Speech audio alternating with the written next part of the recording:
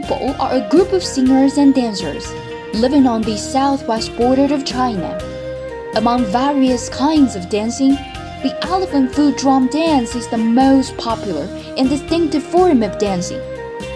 As the sound of the elephant foot drum is the uppermost rhyming Dai people's dancing. The elephant foot drum to Dai people is like so to meal. The Dai elephant foot drum is purely handmade, and the procedure is rather complicated. Generally, there are 5 steps needed, and each of them requires the full attention of the craftsman. Crafting an elephant foot drum lasts for about 3 to 4 months from food selection to completion. The first step is about the selection of wood. Woods from chrysanthemum trees, willow trees, cloud locust trees, and thorn trees are mostly used. However, the trees can only be cut down in the 8th month of the lunar calendar, for the woods meet the standard of crafting drums during that period. Furthermore, there's no need to worry about woodworms and cracking. And after that, make sure the woods are dry and kept in shade for later use. The second step is the groundbreaking ceremony.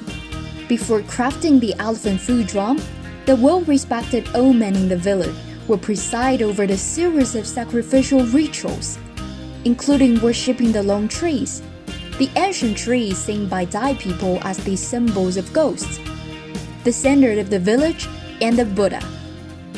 In the third step, the log needs to be sawed into the size of a drum, while measuring its length and breadth. The ratio of drum length to drum surface diameter is required to be 5:2. The scale ratio of the upper, middle, and lower parts of the drum is generally 4:2:4. The diameter of the drum surface is generally 2 to 6 centimeters, smaller than the diameter of its undersurface.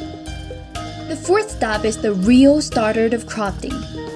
The procedure can be divided into 5 parts: internal hollow grinding, external chisel grinding, pattern engraving, drum skin tightening, and painted decoration. By the order from the inside out, the maker needs to hollow the prototype from the undersurface, the surface to its waist.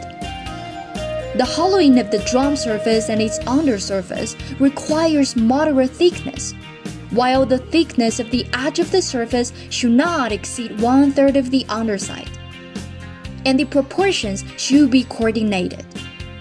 After that, the craftsman ought to use sandpaper to polish the inner wall so that it can be smooth.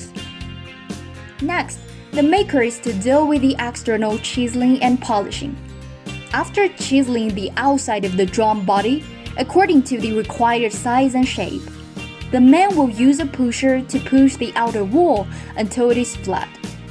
Then, it is time to engrave the mascot on the waist and lower part of the drum. The patterns generally include flowers, elephants, red deer, butterflies, and dragons, etc. Finally, once you cover the surface with cowhide, since the quality of the cowhide is closely related to the sound of the drum, one must choose the finest yellow cowhide. Soak it for more than 8 hours, then rub it with a wooden stick to remove the fluff.